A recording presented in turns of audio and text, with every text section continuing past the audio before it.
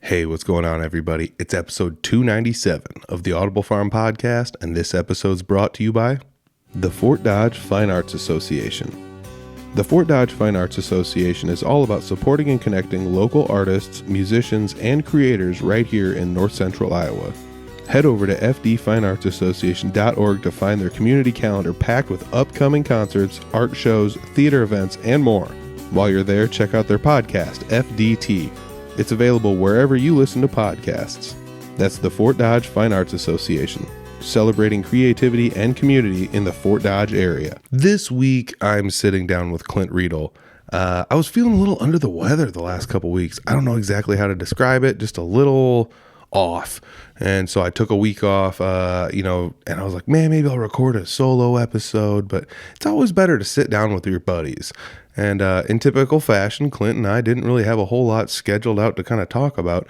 I had kind of something worked up in my mind, but it's usually best to just talk with Clint and see what happens. And that's what we did this episode, and it's a lot of fun. You know, we kind of just talk about lessons we learned, when we learned them, and, how it all kind of happened.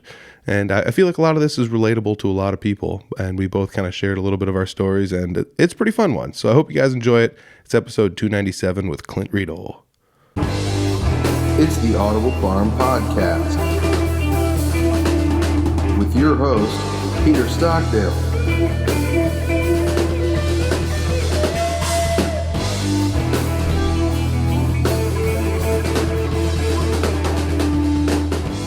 Sitting down with Clint Riedel. Clint, you've been on the podcast actually pretty recently. There was like 10 or 11 episodes ago. I don't remember. But another episode with Clint Riedel. This is better than sitting alone. I'll tell you what. Sitting out alone trying to like talk about things, it's not as fun. It's not as fun. Well, you gave me a call earlier. I just threw some burgers on the grill because it's Iowa. And you're like, yeah, I'll give you an hour. Let's go hang out. And I said, what are we going to talk about?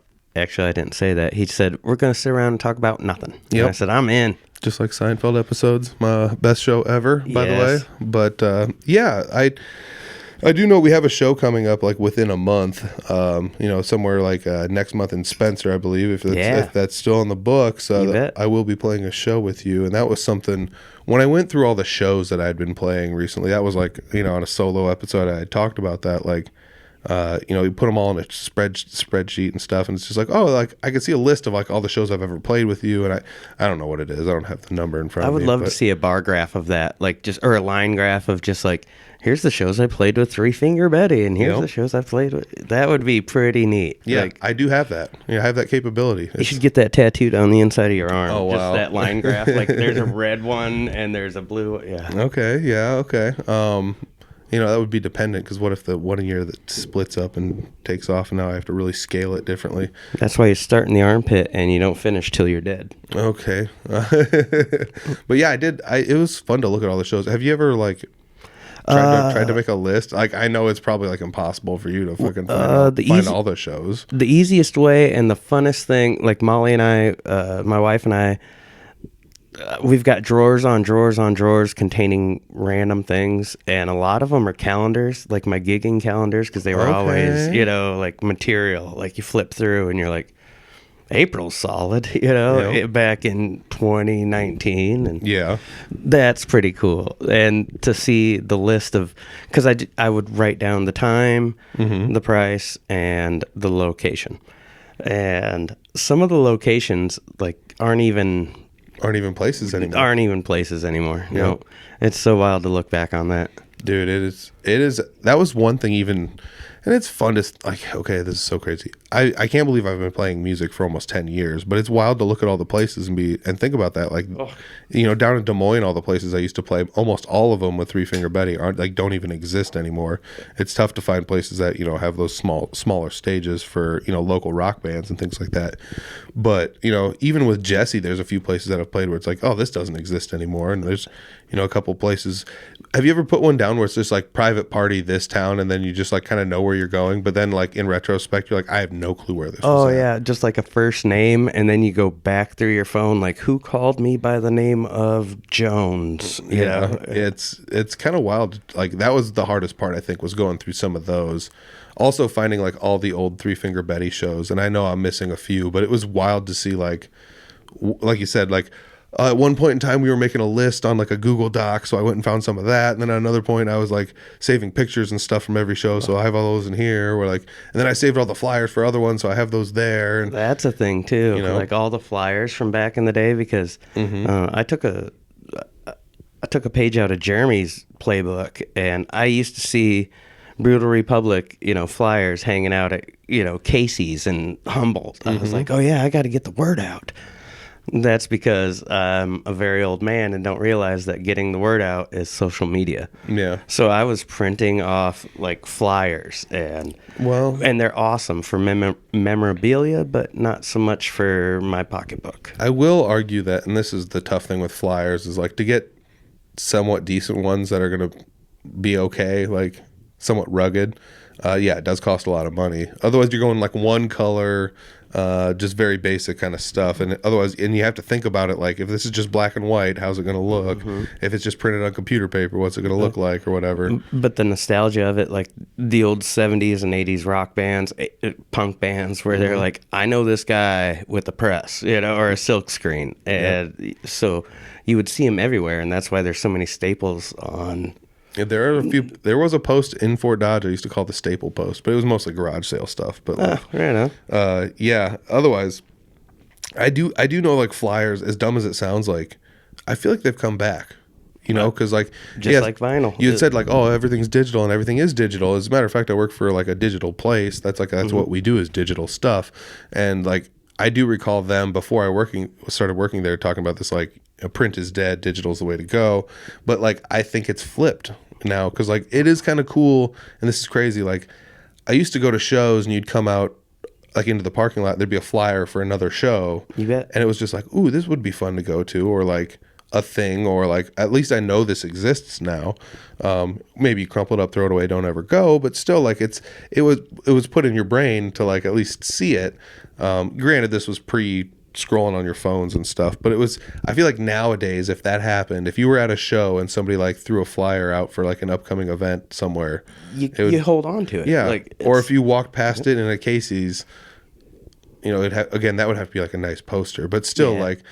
Oh, I've stolen some cool posters before. Well, not stolen, just borrowed and never returned. Yeah. Yeah, I mean, posters are something fun. What are some ways that you have tried to like promote yourself? Because with like the posters at like a gas station, do you think that would still work? Because because how many times do you go in a gas station? Oh gosh, a lot. Okay, so like, do you ever like look at the posters that are there? Depends on if I'm in a slow line, because otherwise you're just walking in, throwing your money down, and getting out. But yeah, every now and then I will take the time to look at like the community board. Yeah. Look at the cork and see what's pinned up there. I might need my lawn mowed, or sometimes those are in like inconvenient places. There's a couple gas stations I go to that like if you walk in, it's like right here's the desk to like pay for stuff, and then like right here's the board. It's all like right here by the door. So like when you're done paying, you just like you're standing there looking at it, and then you just walk out, and it's nothing registered. Yeah, but like you can, if you want to, you can like read. Like I remember like seeing Pork Tornadoes posters, when they were kind of be like nearby. So it was like, okay, all right. So like this still does, like I saw this and I know it's a thing, so it's still registered. But at the same time, like I've been places where like all the way in the back by the bathrooms, by the drinking fountain, there's a community board back there, and it's like, I'm not going to walk all the way back there to look at this thing if I have to. But that's not my goal of coming to get my Mountain Dew. And, to go walk back there to look at that. So I guess it kind of depends on where the community board is at. But I do remember Three Finger Betty doing a lot of flyers. We'd hang them in like music shops and like. I think if all of us, like every band, Jesse, Scott, every one of us, Jeremy, if we just had a t-shirt print of every poster that's ever been made of us, because some of them, like, it's dealer's choice. The venue just says, hey, do you have a picture that you'd like to use? And you send them like 4 or 5, and it's strange what they pick sometimes for me, because I'll send them some weird ones just to see what they go with. And it's like, if we had a T-shirt for every one of those posters that has been made, like, you know, like Live at the Fillmore, August 17th, 1977. So you want a T-shirt with a flyer on it, or you want like a custom T-shirt for the event? Every flyer that's ever been made, I would like to put on a T-shirt, because some of them are really wonky. You know, some of them might sell well. Yeah. Okay. Yeah. I mean, that'd be a big investment just to have a T-shirt, or just one-offs. I don't know. There are places to get, like, have you ever thought about doing that? Like just going to like a T-shirt place and being like, hey, you got a T-shirt stuff. Can you make me one of these? Our buddy Lee, he's got it's not a print shop, but he's a print business, right? Yeah, he can do it. Yep. Yeah, he's got all the stuff to do It'd be neat to just send him like, 12 random. So my favorite poster that was ever made of me was from Mark Gerking, who lived in East Nashville and got a hold of Byron Stewart at Legendary Byron's, and he goes, hey man, I really like what you're doing up there. Can I make your posters? And Byron says, I don't have any money, for like artists and all that jazz. And he goes, no, I just like what you're doing. And so I'm lucky enough to have 2 or 3 posters from playing at Byron's that Mark Gerking had made. Mm-hmm. And they are so thoughtful and so well done. Mm-hmm. Those need to be shirts. Yeah, there's a few of those that I would say, yes, you could definitely make some of those shirts. Doing shirts, that's another way to kind of get your name out there, make merch. Mm-hmm. I always thought that was a fun thing where, like, you could sell somebody something and then they walk around and just promote your thing for you. It's like, it's such a genius thing, to wear shirts. I mean, I guess I'm wearing Audible Farm stuff. I was going to say, someone's going to ask about that hat. Dude, today somebody asked about it, and it's wild because, like, I make podcasts, but, like, I don't. This is like a hobby. This is my hobby podcast. At work, I'm doing work stuff for work podcasts, and they're just separate things, So I was wearing this hat because I didn't have my stocking hat that I like to wear all the time, and so they were like, "Oh, what's up with your hat?" And I'm like, "Oh, it's my podcast." I'm like, "You have a podcast?" And I had produced 50 episodes for these people or whatever, and they finally realized I had my own podcast. It was kind of funny though, like. But they was like, "Oh, how many episodes have you done?" And it's just like, 290 something or whatever. They're just like, "Whoa!" A little less than 3, but who's keeping track? Yeah, almost 3, I guess. I still don't have any good ideas for 300, unfortunately. I'm still behind the 8 ball with everything. I just like I as I've started playing music, have just like. I know what to do. I like doing what I do, but I've really started to enjoy the slow times. It bothers me a lot. I need something to do every weekend, because otherwise I just like don't know what to do with myself. But now that I have free time, it's weird because I think I've learned how to enjoy it a little bit more and be less bothered by it. A little bit of that might have to do with age. I'm realizing that as well. Yeah. When you called today and said, feel like talking, and I said, yes, I do. I actually just want a friend to come over and hang out. Yeah. I mean, we hung out plenty before we even started recording this. But it sounds weird to say it, but like I used to be like angsty, and like I always wanted to be like busy, and if I wasn't busy, I needed to find something to do. But at the same time, some of it might have been this like weird crippling like availability. Like somebody, and this is I do agree with this. I believe Raleigh had commented on one of the Audible Farm social media posts somewhere, but like the best available, or like, what is it? Something like sometimes being available is like one of the best talents you can have, which is like a spin on sometimes the best ability you can have is availability. And I always feel like that is yes, like 100%. Like I feel like that is why I play so many shows. It's because I'm available to play so many shows. But that's also why I don't ever take vacations. Like I went on a vacation like a year and a half ago or whatever, and when I went on vacation, I like went and looked back. I was like, I haven't been on a vacation in 10 years.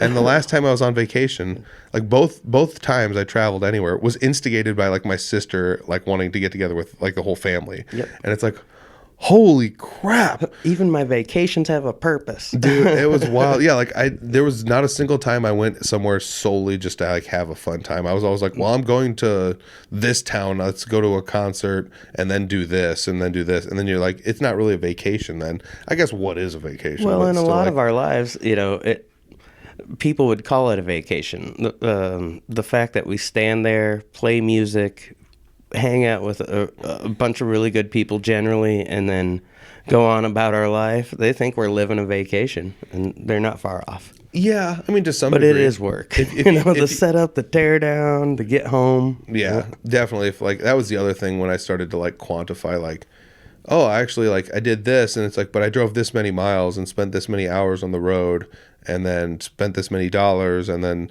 had to buy food, and like, Oh yeah.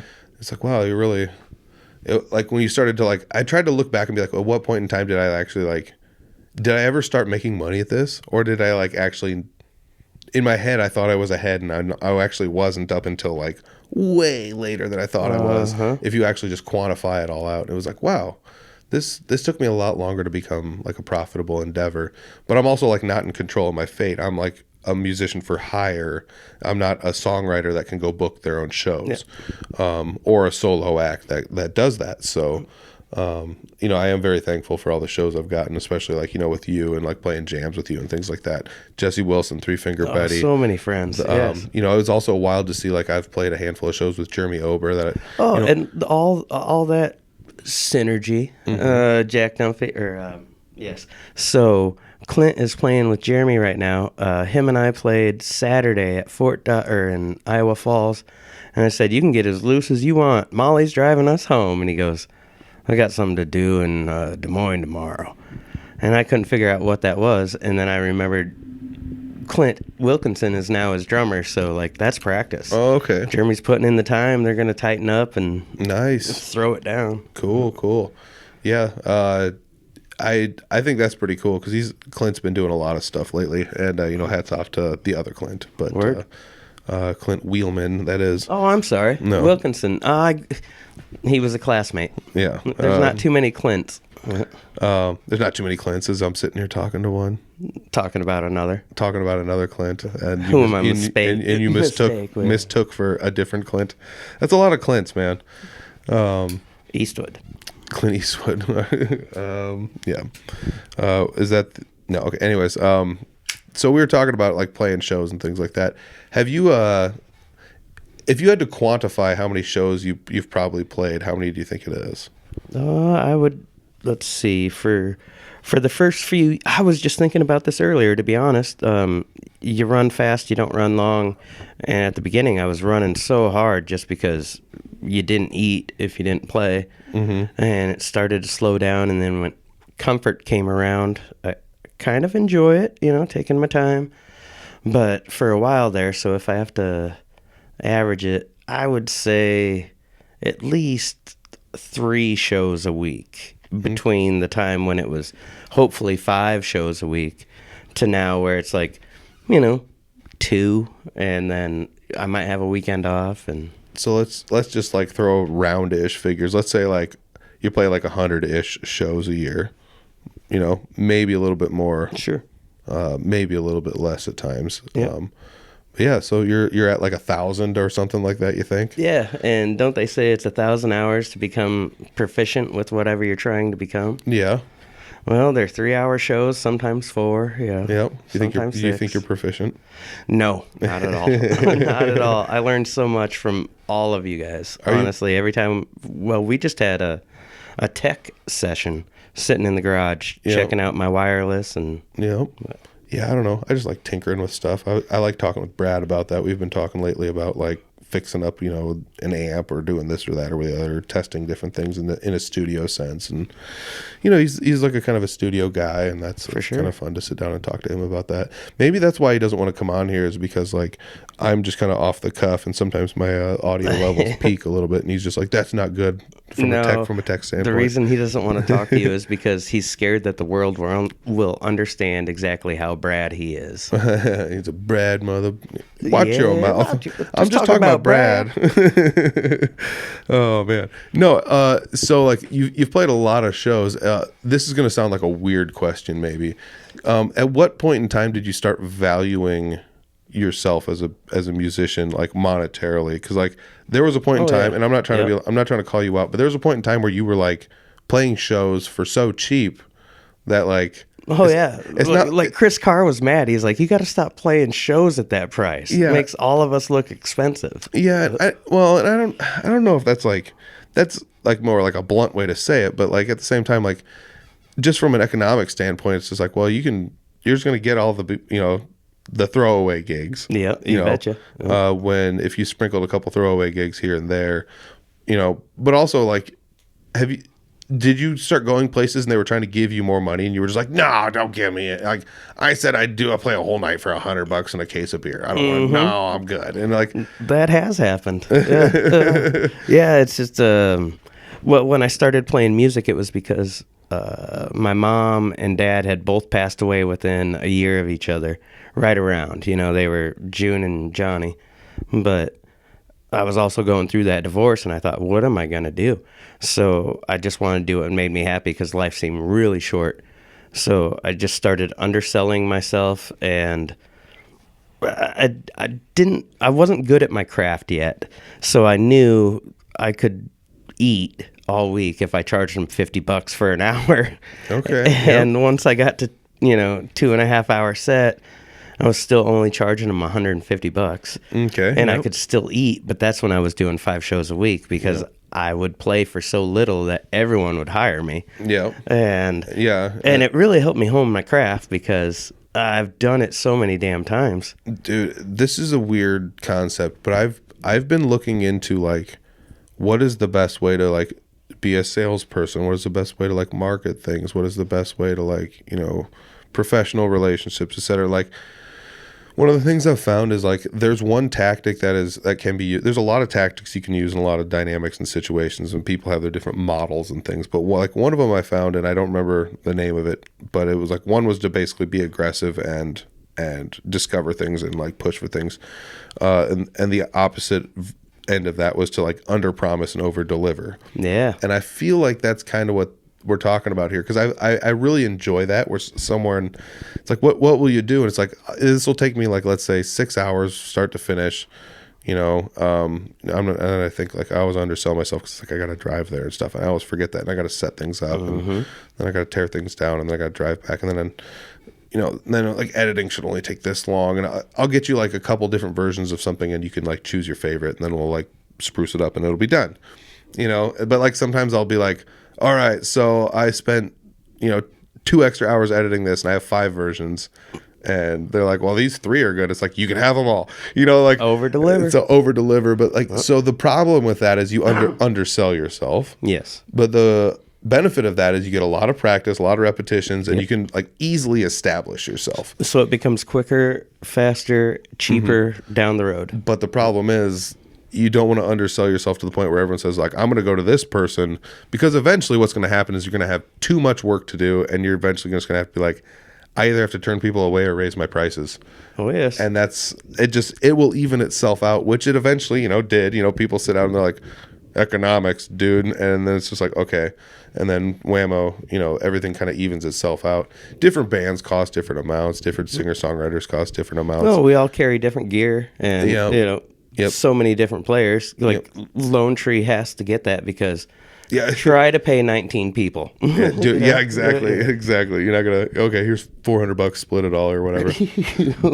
But also like I've been through that too, where like with Three Finger Betty, a lot of times we'd play shows, and if we made some money, it's just like, well, we're gonna do this the old-fashioned way and like cut our teeth, and we pool all the money together, and then finally get some shirts, and when we pool that together, we'll get some more shirts, and then when we sell all the shirts and everybody has all the shirts, we can buy gas. And we'll go on a trip somewhere and play a show out of town. We're kind of just dinking around doing that, and it was fun to do that, or like we saved up enough money to like playing shows and selling merch to like make an album, and that was like super cool, because it's like, oh wow, here's the reward for us and everybody that has paid to watch us and bought our merch and anything. This is what we turned it into. And the fact that you put it on vinyl, like that's an investment. That was cool. You could have done it easily and cheaply, but the vinyl sold out, man. It's great. I've got a couple copies. Dude, it's wild to think that sold out, because I didn't think it would, and I have 2 copies of it, but it's still like, so there's a few people with a couple copies, but like whatever. Either way, it's just crazy. No, I bought one to pass it on. I just haven't found who I'm giving it to yet, and I scratched one, so I've got the good one and the bad one.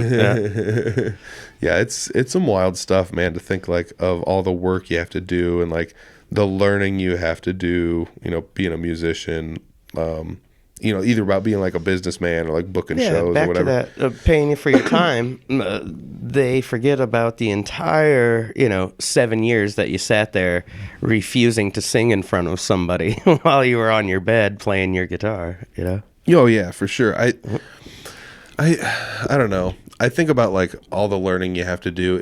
Do you think it's beneficial to like would you rather just like play music and just pay someone else to do all the other stuff? Oh God, yes. Okay, If there was but the thing is, like, if you charge the same amount, like everyone's going to take a slice, but you're not going to have as much money in the end, so you have to play more shows, and then it becomes more of a job, then otherwise you have to be like a big enough name to charge more money, so the slice doesn't seem like it hurts you as much, or like what? In my position, it's nice. Just I can fly with anyone. You and I are going to play a show. Brad and I play shows. Taylor and I play shows. Yep. Taylor's awesome because you don't know what he's showing up with. No. He might show up with like 4 or 5 different things. I like that. He brought over this electric, I would say mandolin. It's tuned to a mandolin, but it looks like a tiny little Fender Stratocaster. Yep. That thing's boss. Yeah, that's fun. Do people still say boss? I'm sure. Yes, you just. Well, I just. It works. Yeah. Okay, so here's another one. Was there ever a point in time, because like every musician, I feel like when they first start playing, they're just like, I'll play anywhere, anytime. That was kind of like the romance of punk rock. That's the romance of a lot of music. The guy with the guitar over his back like walks into a place and just starts playing. Man, that's it. It's the way it works. Everyone's romanced it in a lot of different ways.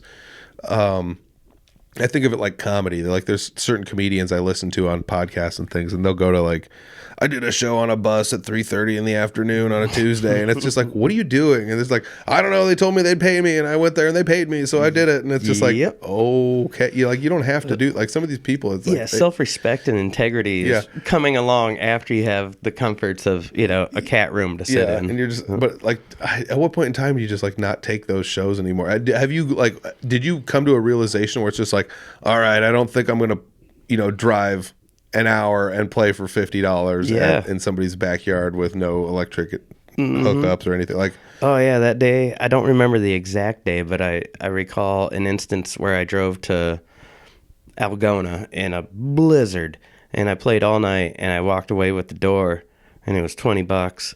And I still had to get home because it was too cold to sleep in the van at the time. And so I got home and I said, I'm never doing that again. And I did it again for like 6 more years.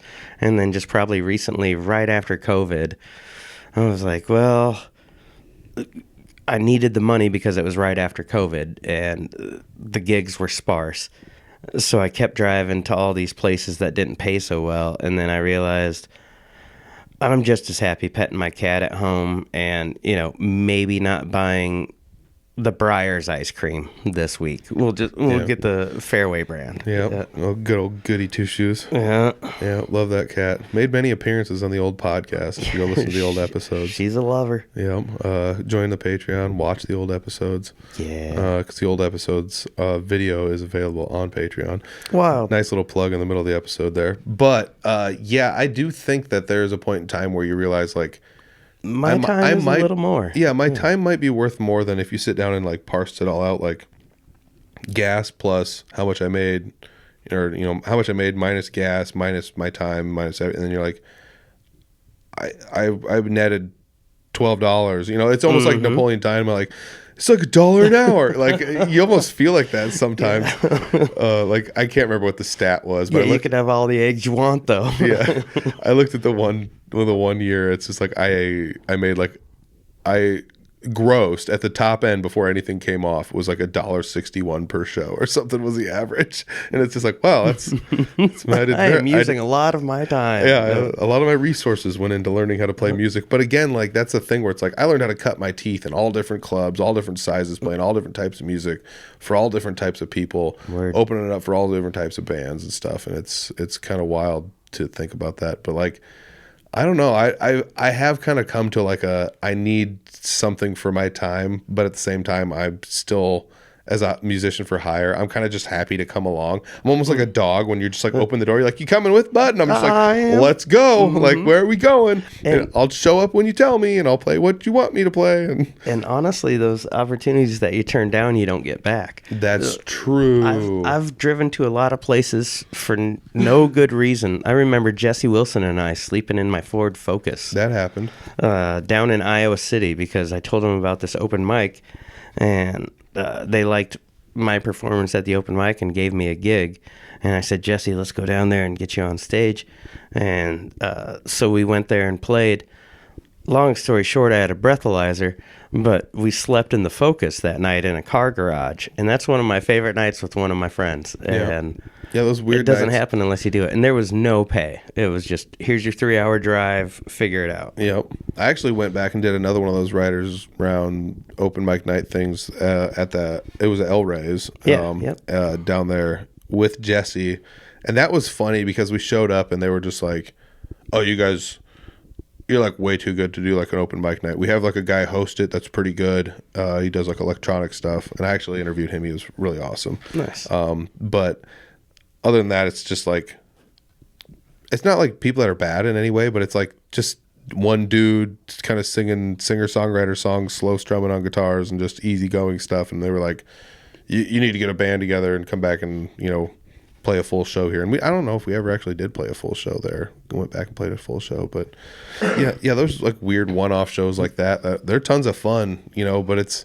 Oh, and you make those connections. The guy who hired me at El Rey's now works at Brick and Ivy. Okay. Brett, how are you, buddy? Oh, cool, Brick and Ivy. Yep, so I went down and played with Cody Hicks on a singer-songwriter night, and I found out Brett's back, and he's managing, a bar, so there's another opportunity for me to get a gig. He knows Jesse. It all goes forward. Yeah, I mean, some of that is just you amass enough shows. It's almost like you just command respect. Where it's like I've played all these shows and played all these places, and I know all these people, and like you've all seen what I can do, And if you want to see like something else, check out what I can do now. If you haven't seen me in a while, like for sure. Or the combination changes. Like once you throw a fiddle in the band, everyone loses their mind. You know it's that. So freaking wild how that works. Or Dave Schmieder. Oh my God. Yes. You get a lap steel up there, and people think he's an alien. The thing that is, everyone has seen the bass guitar, electric guitar, acoustic, drum, any combination of any of that stuff in any way, shape, or form, double acoustics, whatever, cajon, doesn't matter. Everyone's seen that, but like you said, fiddle, it's just like, well, everyone's just like, oh, it's like that one like gif of all those people that are just like like losing their mind. Like it's exactly what it's like, dude. It's insane to think like. Pedal steel, same way. People just like can't believe somebody's doing that. Well, and they're both such talented. Like they're not hitting a wrong note. They're not gonna, make the song like screechy or anything. Because I've screwed up many a song with the tambourine. I've screwed up dude. Tambourine. Thinking when I was on beat, I just happened to not be. Tambourine is so funny. I think that's something fun about playing shows. Some stuff that happens that is outside of your control while you're playing a song. Like somebody in the crowd being like, can I play a tambourine? And you're like, yeah, go for it. And then they don't know what they're doing. Like it happens a lot, but I will say the tambourine is not always as easy as people think it is. God, no. If you're doing it wrong, right away. Yeah, it's very unforgiving, very fast. Especially when you're like, oh, I think I got it because I just clap it here. But then you're like, no, you have to like shake it back at the same time too if you start getting too overzealous with it. So there's a thing to it. But yes, hats off to tambourine players. Yes, for sure. Oh, one of the best, Emily's sister. Oh yes, absolutely. Yep. That's the other thing is people that can play the tambourine that long. It's just like, how are you not like? I would be bruised from head to toe if I was playing the tambourine that long. I don't know. It's just it's a percussive instrument. Yes, for sure. I wonder if there's got to be like really badass tambourines you can go buy. People that are just like this one.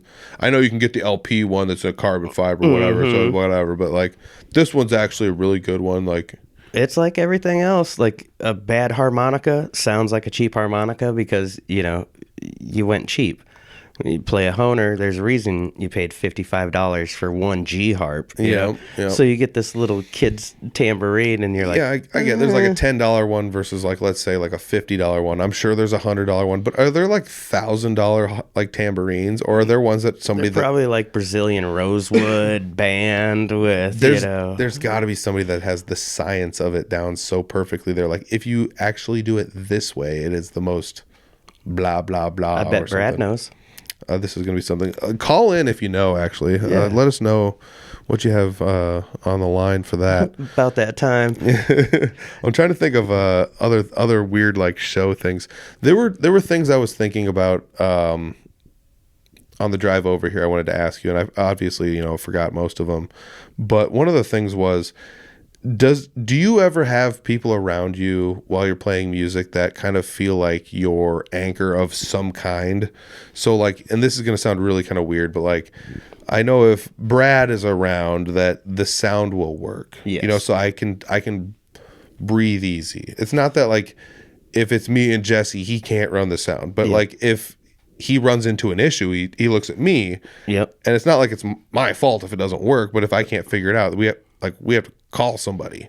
Nope. Or get the backup out and start running stuff off a backup, which we haven't done in a long time. Stuff like that. So, Brad, an anchor in that sense. The performance is so much smoother when that's all you're thinking about doing is actually singing and playing. Even though I'm still trying to figure out like what I'm going to have for supper while I'm singing a lyric, in my head, I'm like, scalp potatoes and ham sounds good. And, but yeah, you or Brad are just easy peasy. I know that my show is going to work. I know that there's backup. Like, I forgot my money bag with my cords and my microphones in it when Brad and I just recently played a garage show for our friend. And he was like, well, I happen to have, this and this and this and this, everything I left behind. But if I'd have been on my own, I'd have been like, hey, Molly, can you drive real fast and not get pulled over and go grab that bag? Dude, yeah. I mean, that's unfortunate. Because it's over. Yeah, if you show up without, and something doesn't work. Like, we did that with a show one time. Me and Jesse, is like the sub didn't work. So we had to like call somebody to bring a different sub over and make it work, It just happens, sometimes. I am one of those over prepared though. You are good about like if I'm gonna play an amp, I'm gonna bring two just in case. Yes, I've always been a little bit that way, and it's crazy because like there was a time where I got comfortable with one and it didn't work, and it was like, that's it. Like that's the end. Like I have nothing else I can do. We can plug straight out of the preamp pedals in my out into the port, but it's not going to be the same thing. It's going to be weird. And you're still driving the car, but it's not the car you're comfortable driving. Dude, yeah, even at that point in time, you're in a Flintstones vehicle. Like, yep. Like if we push it, it'll go downhill. It'll roll. That's what it's supposed to do. Do it. Yeah, no, it's not the same. It's not the same. But it's pretty wild. So yeah, I think about some of those things, the sound issues, having those. Being prepared was always one of those things. If I showed up and a cable didn't work, I always had a second cable. Yeah. But then it was just like, well, what if I need another cable because two of my cables break? Because there are times where I need, with my guitar and all the pedal boards and everything, I need 4 cables to hook it all up into the amp. So it's like, what if all 4 break? Well, I need 4 backups then. And then what if I'm using all the backups and my 4 go junk? And then somebody needs one. So I better have another one. So I always have like 8 guitar cables and like 6 XLRs, and I don't need them. I was going to say, and do you remember which one broke, but you're still carrying it around? I will actually get rid of cables that break. Same. Yeah, I've donated it to many a venue. Like, this is shot. Yeah, they're perfect to take apart and dink around with if you've never dinked around with any of that stuff. Because like, here's the other thing: if you take the ends off of a cable that for some reason doesn't have continuity, this is going to sound crazy, so like you shake it and it doesn't, it's not solid connection. And if you look in there and like the connections are solid soldered, that means somewhere in the middle it's broken and you don't know where. And let's say it's a 20-foot cable, so what you can do is you can guess your way to the middle and cut it in half, and so half of this is guaranteed to work. One side or the other. One side or the other. So you have a 10-foot cable now, and all you have to do is buy a new end or put the end from the junk one over here. And now you have a 10-foot section of cable with a break in it somewhere that you can use for backup, or you can cut it in half and have a 5-foot cable. It is nice to have those different size cables as well, because I just recently got like a 100-foot speaker cable, and it's unnecessary when your speaker's 5 feet from your mixer. Dude, 100-foot speaker cable's too much. Yeah. I remember the first ones I ever bought was like, yeah, buy 2 50-foot long ones. Then the speakers can be 100 feet apart from each other. From the amp can be right in the middle, and then but you're carrying around too much. So much, yes. It's too much. And then by that time, it's just like, am I losing signal through the? I mean, no, but it's still like. And when it comes to gear, like I thought about this. A Frisbee disc golf bag as my new cable bag. Okay, so or is that going to cost more than an actual, like, hey, we've got these slots, in just a duffel bag? The one I have is basically that, Right. And it was made for putting cables in. Because I went to Dunham's and I was looking at like Frisbee golf bags, and I was like, whoa, wow. Yeah, I think I'm good. Nice ones are expensive. Yeah. The thing I always tell people, old luggage. Find some old luggage. Yep, that's how I'm rolling. It's always old luggage. Then you can just show up and you can put everything in there, as long as even like your microphones, if you put them in something that's slightly padded, they can just go in there as well. And as long as you're not just banging it all over the place. Yeah, you drop your guitar on that, the luggage takes it compared to my backpack. Yeah, it's those are just, that was what I always used to use. There was always used to just somebody was throwing luggage out. You always saw it somewhere, knew somebody who had some, they didn't want it or what, something. Who's got the best, easiest setup you've ever played with? Because you bring a lot of, you probably don't have to bring a lot of sound when you play with Three Finger Betty. You play in a lot of in-house sound. Yeah, most of the time. It depends. But Jesse he's got 4 subs now. Yeah, I mean, it really depends. Like at Jesse's, if we're depends on the room. Yeah. If we're doing a big one, I'm usually helping him set up. But sometimes if it's just us two doing solo, like a duo show, he'll have most of the stuff set up by the time I even get there. I'm usually really early, so. But he likes. It's funny. He was just like, I like being ready early, because then you can just kind of sit around and it's like, yeah. It took me a long time to figure that out. Yeah, it really did. Those are the things you learn. That was another one though. Like we had a couple shows where it was a close call, and I was just like, ah. And he's like, I remember him just being like, don't freak out. It's fine. Like everything's gonna be fine. I'm like, yeah, but we're playing in a minute. Yeah, and I'm freaking out, but it's like, and I don't know. Maybe I was just too nervous then and too new. But still, showing up early. It's tons of fun. I don't know who has the easiest setup. With Three Finger Betty, I used to bring way too much stuff. I wouldn't use half of it, or I would use it only like little parts of other songs. But you still needed it for that. I would know. Nobody else would know. Yeah. And then I got to the point where it's just like, I'm not bringing a pedal board with. I'm just bringing my combo amp, and I just became a combo amp guy. I can't believe that. Like, I never in a million years would have thought I would just be like the guy with a 112 combo tube amp, just being like, this covers most genres really well. I don't need a pedal. And if I really need one, I have one in my cable bag that I like, and it's just the overdrive. Yeah, built out of a kit, and it's just an overdrive, and it's just like, yeah, this is just more something with a little bit of a mid thing. That's it. Like, just remember, Jordan Reuter, when we were the Blue Ribbon Ramblers, he'd come strolling and like, how you doing, buddy? And I'm like, pretty good. Me and Brad are all covered in sweat, setting up the mains and everything. Yeah, a guitar and an amp. Yep. Let's go. I call that the jam night rig. So that's my combo amp has a guitar cable in it, and it has like a little extension cord for the speaker, and then it has a tuner in it. And then I just have to carry that and then my guitar, and that's it. I can walk into a room and play a show. 20-foot guitar cable, I can walk far enough away from this, I can work with it. Not even a hindrance if they're still in the middle of a jam, I'll go grab my one thing and get out of here. Yeah, 100%, which I'm so guilty of. Everyone knows it. It's the joke of the century. It's the Irish goodbye. It's the Peter Stockdale. I out of nowhere will just stand up and be like, well, I think I better be taking off, and I'll be out of the door in I just saw you at the jam seconds. at Eagles last Thursday, and you're like, well, I'm thinking about going. I said, that means you're going. That means you're leaving. Yeah, I'm going. See you, buddy. Yep. As soon as I kind of just back out of the room to see if anybody notices, then I'm just gonna be like, okay, bye. No harm, no foul. No, that's just what I do. But yeah, at jam nights, it's easy to just show up with that. And I kind of got that way with Three Finger Betty playing shows. It's like, well, if I use this and I'd put an overdrive pedal in front of it, it sounds, perfectly like what I need. And it's better than dragging around a 4x12 like full the older stack we're getting, and some of it is the older I'm getting, but some of it's also I don't know if it's age or what it is. It's just it's so distasteful to blow the freaking eardrums off of somebody. Oh yeah, yeah. We're not proving anything, dude. I don't know. Some of it was like maybe I was trying to like prove something, or I wanted to make it all about like masculinity contest, whatever. This, that, but and the as other. a young kid, like you stood in front of the speakers just because you were like, my ears are gonna live forever. Or yeah, maybe at the time you just think it hauls ass and you want to do it because it's cool or whatever, But there's a point in time where like I just go into rooms now, and if somebody's just blasting music, I'm straight the fuck out of there. Same. It doesn't matter how good it is. If it's too loud, I'm just over it. It's exhausting, It's exhausting to be around. That's one of the first things I ask on, like right after my sound check.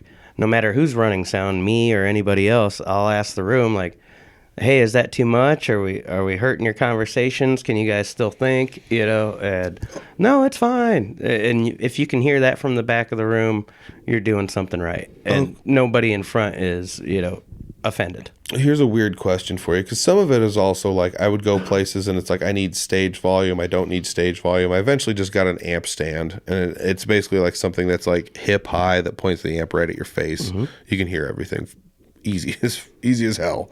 You hear the loudest of anything you need to hear. Do you need some amp in your monitor? No, I don't. So I became a guy that like turned my amp down a lot because yeah, that's just stage sound. Yeah, stage sound. It's stage volume and what you're doing and where it's pointed and how it works. So I became somebody that like really kind of, I don't want to say became like really tasteful or really self-conscious. I don't want to blow anyone else out of the water. I don't want anyone else on stage to feel like they can't hear themselves. Oh no, I respect that, because the drummer thinks he's got to be louder than your amp if your amp's cranked up, and he's like, oh whoa, he forgets about the mains, so he's hitting those drums harder. And then my job is to hear my own voice, and it becomes really difficult when the amps are like Brad's great with that too. He keeps his on stage sound real low, enough for the drummer to react. Enough to keep the rhythm, but I'm never just like, okay, that's all I can hear. Please turn my volume up in the mains to 11. Yeah. I think everybody that we play with is pretty tasteful with that. We're all right. Everyone has their own way of doing it, though. Like, I do know it, like, the jam night. Well, poor Scott. I love you, Scott, but you're deaf as hell. You know this. Yeah. It's a running joke. Because his monitors are so hot, when I get up there and sing, I almost stop singing because that's what my voice sounds like. Well, I think it's just how people learn to use stuff. Like if you grew up without ever using monitors, or if they were a luxury at best, Yep. You're used to cranking your amp up, and it's just like, I need it this loud, everybody. Sorry. Yep. It's like you're all gonna have to deal with it. Like if yours on the other side of the stage and you need it loud, you turn yours up louder. That's what you got to do. And that, some of that is what it was, and some of it's young and naive, and some of it is getting used to playing your amp while it's like that. So now you have to have it like that because that's just what you're used to playing on. Or it sounds different if it isn't. Showing up on somebody else's rig, it could be different too. Like I'm guilty at jam nights of like turning things down too, and then I don't know how to turn it up, because it's like I'll show up and play. It's like, if I crank this up all the way, it's so loud. Like I can put your guitar at like 2 and it's fine. I don't know. Some of it's just different strokes for different folks, You bet. And how do you feel about, speaking of monitors, in-ears? I've never used one. I've used them. They're fine. If you can tune them, they're fine. I'd prefer... Do you find, is it like playing with, because I've played with the earplugs in before, try and save your hearing for a minute, and not a fan, so I don't do that anymore. But is it kind of like that, to where it's just... you don't get the clarity of what you're actually doing? I think the thing I don't like is how it goes through a thing and gets mixed before it hits your ears. I've never also been somebody that's just like, I definitively unequivocally for every situation need it to sound that this exactly like this. So every room's different. Yeah, so there's times where like during different songs, it's like I would like more of this and less of this at this point. Like the breathability. If it wasn't in your ear, you could walk over. I could walk over Taylor. and listen to it or something. Like I could hear him from that side of the stage when he's really sawing on it or whatever. I can hear the drummer when they're really getting into it. They're really kind of, or whatever. Instead, it's just monotone. Yeah, it just feels very flat in my ears, which is whatever. It's a preference, but I will say I've played enough shows at places without monitors, or where it's just like, how does the monitor sound? You're like, can you turn it up a little bit? And then like nothing happens because the sound guy just like doesn't want to do his job or whatever. or you're just, I don't want to bother him. Yeah. There's times where it's like, I'm the opening band. This guy's got better, bigger crap to worry about than just being Let like, him go outside and eat his ham sandwich. yeah, for me just being like, can I get a little bit more of the kick? Just a little bit more of the kick. And like, meanwhile, everyone in the audience has to listen to me going, just boom, boom, boom. Like, while I'm trying to like, it's like, it's just and you whatever. did a 20-minute sound check for a 15-minute set. It's good. Yeah. It's good. Let's just play the damn thing. Like, that's pretty much what I got down to. So when I go places and it sounds good, it's like such a treat, And there's times where I feel like if the stage is bigger, I have a little bit more control over my monitor mix. Oh, yeah. And less of other people's monitor mix and noise hits me. So it becomes a little bit more fun to dink with it then. But I'm not playing like arenas very often. I've only played like handfuls of big stages where that's the option. Where it's like, of course I want to hear everybody perfectly clear with more of me in the mix. That'd be great. That's everybody's dream. Yeah. I want to hear exactly. And I do want to see 20,000 people in front of me. Yeah. What does it sound like on the record? Okay, that, but more of me. And then Mariah Carey the hell out of it. Yeah, and then a giant stage and a bunch of people. That sounds like a pretty good afternoon to me, Checks out. I don't know. But some of it comes from just like not playing shows. That's also playing loud. There's no monitors, there's no nothing. I gotta play loud. It's in a club and I can't hear anything because the place is so small and the drummer plays loud. Yeah. And, and so it's like, I don't know if I can anybody else even hear me? Like, I don't exist right now, do I? I bet. You think that's why you break so many strings playing guitar? Oh, it is. It definitely is. Not being able to hear yourself? I don't own a monitor, but when Brad's around, I have one. So for the longest time, for my entire career, I've never played with a monitor, and it was always a treat when you'd go to these places that, like, I remember playing Lefties way back in the day, and the sound guy there was awesome. We opened up for Carrie Nation in the Speakeasy and Rumble Seat Riot, I think, but I got done, and I was like, "Thank you, man." And he goes, "Yeah, you want a recording of that?" And I thought, no, because I was so new in the game and half of them were covers. I was like, I don't think I could do anything with it. Would have been awesome just to have it. Yeah, that would be wild to have that night back. But there's so many stories that went along with that night. But as far as breaking strings without a monitor is necessity. Like, I think I'm playing louder, more emphasis on my syllables. Yeah. Do you think if you have a monitor, that like? Oh yeah. I save strings when I have a monitor. Yeah, because there's a point in time with an acoustic, if you're playing and you're just like trusting that it sounds good enough out there, you're like, I can play this thing twice as hard and it is 10% louder. Yep. And if I play this thing 5 times as loud or 5 times as hard, it's like 15% louder, and you're just wailing on the thing. And then sometimes. There goes the E string. Yep. Like, and you don't use a low pick. And you don't use a pick. Yep. So that's the craziest thing. I never see you break high strings. It's always the low strings. Never. And so it's like, I don't know anybody that breaks as many wound strings as you do.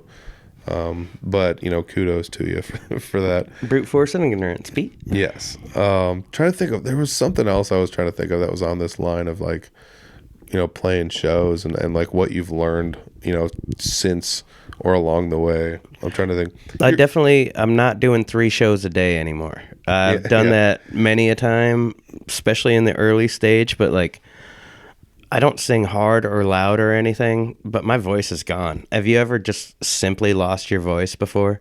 Yeah. Where you try to talk and it just... Yeah. Yep. And you're like, I'm not faking. I can't talk. Yeah. Yeah. That is rough. And then the fear, like sitting in a bathtub, really sick, just like, my voice is never coming back. Yeah. This is how I make my money. I'm going to die now. Yeah. I mean, I could see that for sure. I've done the 2 shows in a day for a few times. And sometimes it's okay if you can get like an 11 a.m. gig and then like a night gig. Yeah, just a little respite. But yeah, like a 1 hour throwaway, super early afternoon gig, and then one town over, you're playing the night gig. Yeah, the hardest part is getting to the first one. Yeah, exactly. Yeah, that's the hardest part of the whole day. You already get a warm up. You're already relaxed. You're just like, you're waiting to play the second show. You're ready for it, But yeah, 3 in a day is crazy. Outdoor gigs, like multiple outdoor gigs in a day, is also a rough one. Oh, the sun. The sun is not your friend. You're standing on a trailer stage, not a topper trailer stage, mind you. It's somebody's gooseneck. Are we getting older, or is the sun getting like I feel like when the sun is beating on you, it is hotter now, even though it's not as hot out. It's just like I'm perpetually brown in the summertime. I just, I baled hay, I picked rocks, I walked beans. Like, I am immune to the sun. But nowadays, I get sunburn. That hasn't happened until like my late 40s. I still have tan lines from last year where I got sunburned and then it just turned into a tan. Oh man, like it's wild. Like it's like boom right here. I got roasted a few times last year. It was very unfortunate. I haven't had a sunburn in decades, and then just all of a sudden. So yeah, is it skin or ozone? I don't know. Are we all just getting weaker? We need to take some vitamins. I don't know. I do take vitamins. My hair's been growing, Pete. Oh, that does not work for me, unfortunately. But they're making hats that are looking pretty good these days. Oh, speaking of hats, I'd like to say thank you, Sean. I was playing at the 503 in Iowa Falls. I'll be there this Friday. So yeah, like the day after the broadcast. Yep. I'll be down in Iowa Falls at the 503. But Sean said, you look like you're sweating. I said, I am. He goes, you need a cowboy hat. I said, I do. So he put this on my head and he said, take it home with you. And Molly said, well, that cowboy hat does it for you. And I said, does it? She says, it does for me. So thank you for the hat, Sean. And Molly's not here to defend herself. No, she's in there doing dishes. I love you, Molly. What was on the poster over there? Oh, I forgot about. So I had a good weekend. I was invited on stage at Byron's for the Hootenanny, and it's the Iowa Writers Collaborative, and they had a ton of people that I've heard all their music, but I just never got the chance to meet them. Jason Wall-Smith from the Nadas, hey buddy, I hope you're watching this or listening. You're just like me, honestly. And then our friend Dragoon Dave, who hangs out with all of us equally, he goes, well, there's a reason I hang out with you guys. You're all the same. and there was this wonderful lady, I think her name was Morgan. Oh, goodness. Oh, Carol Montag. She was one of the wittiest songwriters I've heard in a very long time. Cool. And so they were going around, like the Weary Ramblers were playing in, I believe, Spirit Lake or Spencer, and everyone else was just sharing shows. And I know Jason from the Nadas, he was playing at, or giving a tutor, like, is it a songwriting tutorial? Like a seminar or something? Yeah. Just this is how I write kind of thing over at Buena Vista. And then he came back and all these guys. Chip Albright was the reason that I got to be up there, and he's kind of the greatest guy I've met in a very long time. Have you caught Chip's show yet? Mm-mm. He's a wonderful man. He said, I'm going to be coming through your town, and I know these guys are going to like you. Why don't you sing a couple songs? So they kind of let me finish off the night a little bit, and then there was a third free-for-all session. Uh-huh. And that's when we all got to know each other and have a really good time, and I hope that I become a bigger part of this, because it's amazing. It's just songwriters going around helping other people express themselves. That's really fun. Yeah. That's really cool. I've never really been that good at songwriting, so I bet you could write a mean song, Pete. You're just afraid to tell the truth. I've written 2 and they were bad, so that's it. Like, when we get done with this, can I hear one? No, it's fine. Like, one of them was like a punk rock song I wrote when I was like a kid. Yeah. And, I didn't write the lyrics for it. Somebody else did, so I don't even remember how it goes. But yeah, other ones are just like, I just can't finish songs. I'm not good at it. And I'm not good at writing lyrics because I'm not a lyric person. Like, I don't want to write songs. What do you find hard about it? Nobody wants to hear what I have to say. But I have a podcast for that. So if you want to hear me sing songs, just listen to the podcast. It's the closest I'm going to get. That's a line in a Chris Christopherson song that I wrote a song about after I learned about that song. Oh. So I wrote The Devil's Beer after... Songception. Yeah, Songception. Leonardo DiCaprio, you come over here right now. Oh, man. But he wrote a song to beat the devil, and the devil walked into him on a rainy day in a bar, watched the songwriter put his guitar down and order him a beer because he said, you probably ain't got no money. And he said, are you reading my mail? And the chorus goes, Well, I don't believe that no one wants to know. And it's all about the devil trying to convince him that no one wants to hear what he has to say. Not that he's not good, but that his story is worthless. Well, hopefully my story is told by my actions throughout my life at different periods, and people can accept me for who I am when I'm gone. Word. I don't know. No, It's really, a little too philosophical at the end, but I'm out of good stuff. Do you have anything else to promote? Because I think I don't. I'll be I'm at out the of 503 ideas. on Friday, and I'll be in, let's see, Spirit Lake Peacocks on Saturday. Okay, cool. And gosh, I'm not sure. I think there's a really good show at Byron's on Sunday that everyone should come to. I want to say it's Matt Woods, or it might be Dustin Arbuckle and the Damnations. I'm not sure. I don't know. That'd be cool though. But yeah, come to Pomeroy, everyone. Yeah, Byron's on Sundays, fun stuff. Always, like pretty much every Sunday. But yeah, I'm gonna put all your links down below. Thank you. Make sure you check out that old Bandcamp stuff is still up there. I saw that the other day. I got to go through it. Yeah, I mean, you do have all the login and everything. We did get in, we got into it somewhere once and we wrote it down and it's there. But yeah, go in there and upload some fun stuff or find what else you got. Because you do have some other like albums and things. You could put a couple more things in there if you really wanted to. But and I forget, Brad came over and there's going to be a release at some point because I'm pretty happy with it. We did. Let's see. It was a rewrite because I had written a really good song and somebody told me that song's too good. I'll sue you because it referenced them. So I rewrote it and it's called No Room for Fiction. And all I did was move the capo to 2 and played the song the exact dang way. And it came out so good. yeah, different lyrics, but same Yep. basic song structure. Yep, you bet. But it's a song about me just becoming a musician, and I'm excited to release that. Oh, that's hopefully fun. soon. That'd be awesome. Yeah, new stuff coming out. So yeah, follow you on Facebook for more of that stuff, and maybe Bandcamp. I don't know. The link's down there. Click on the stuff and buy it. Like some people have bought stuff from me on Bandcamp back in the day. Please people do. buy some more. Yeah. All right. Cool. Thanks, Clint. I'm glad you came over, buddy. Thank you. All right, there you go. That's a good episode. I don't know. It's just fun to sit down and talk with Clint.